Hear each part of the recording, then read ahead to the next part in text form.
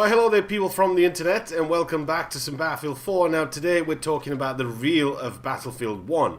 It looks like we're going back to the First War, and it's going to be mustard gas, there's going to be trench warfare, it's going to be tanks, it's going to be biplanes, it's going to be melee weapons, shovels, cavalry, and all sorts of good stuff.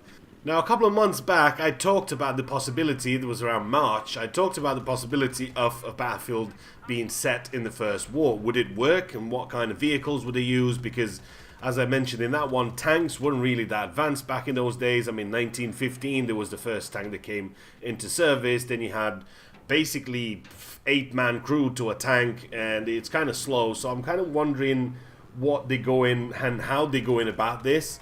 Because they mentioned a couple of things on the stream that they're going to do sort of their own take on tanks and other vehicles that they have. We know there was biplanes in the First War. We know they used all sorts of gadgets and all sorts of weapons, and they used mustard gas. But I'm really interested to see how will they go about bringing the LMGs, the snipers, the scopes, the muzzle brakes, the sort of flashes, the muzzle flash, and all those fancy attachments that you're kind of used to these days. Now, it's going to be really interesting to see, and unfortunately we didn't really get to see any multiplayer, but it looks like most of the things that you'll see in the sort of story side of the game is going to be making its way into the multiplayer. Now, I've been invited to London on it's June the 12th to actually play the game at EA Play, so I'm going to be going there and I'm going to be playing it, and I'll be bringing you back some footage from the actual game and see what that's all about and what it looks like.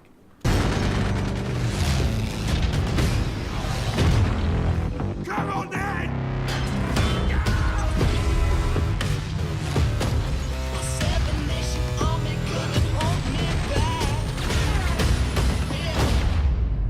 Now, we did get to see quite a little bit in that trailer, and we can take it apart and pick at it and find a couple of things. But one of the things that I find interesting, that in the scene with the gas, which is this one, now that weapon does look to me like the Lewis gun. I first thought it's actually the DP-28, which is a Russian weapon, but a closer inspection, it does turn out to be the Lewis gun, and that's going to be pretty cool to use because it's a light machine gun. Now, we know that the game has a 64-player madness. We know it's got tanks, biplanes, horses, bayonets, flamethrowers, but also in the single-player campaign, we know that we're going to go to France, we're going to go to Italy and Arabia. And if that DP-28 is anything that I believe it is, maybe even Russia. Move forward!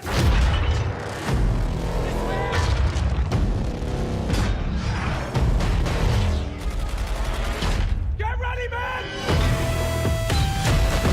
Get down!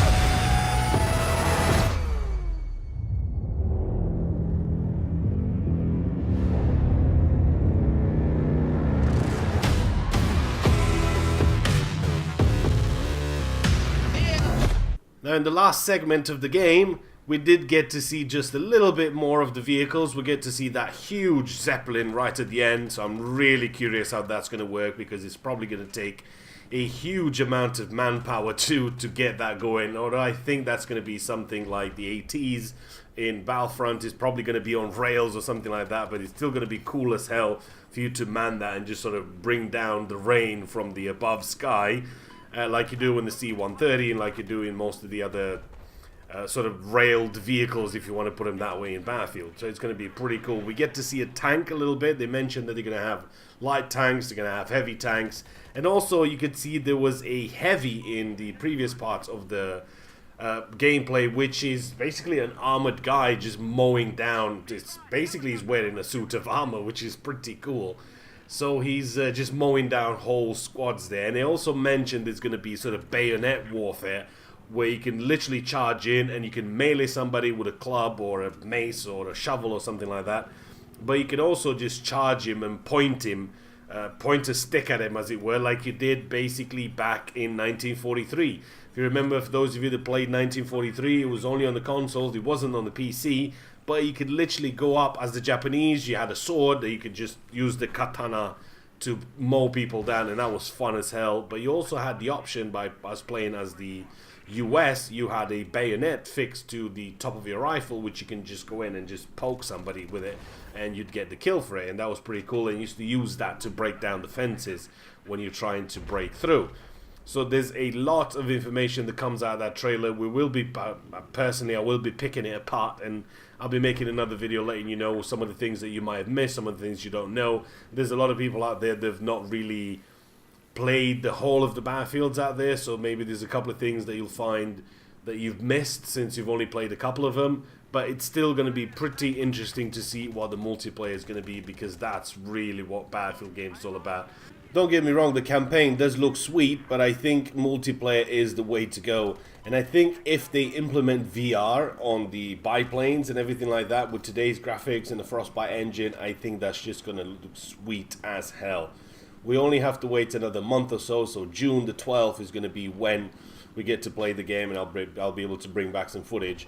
But also, we'd like to see the 5 ways to kill a sniper's return, you know, with horses charging snipers and sticking people with the bayonets, and I think that's just going to be amazing. We're going to have a lot of laughs in that game.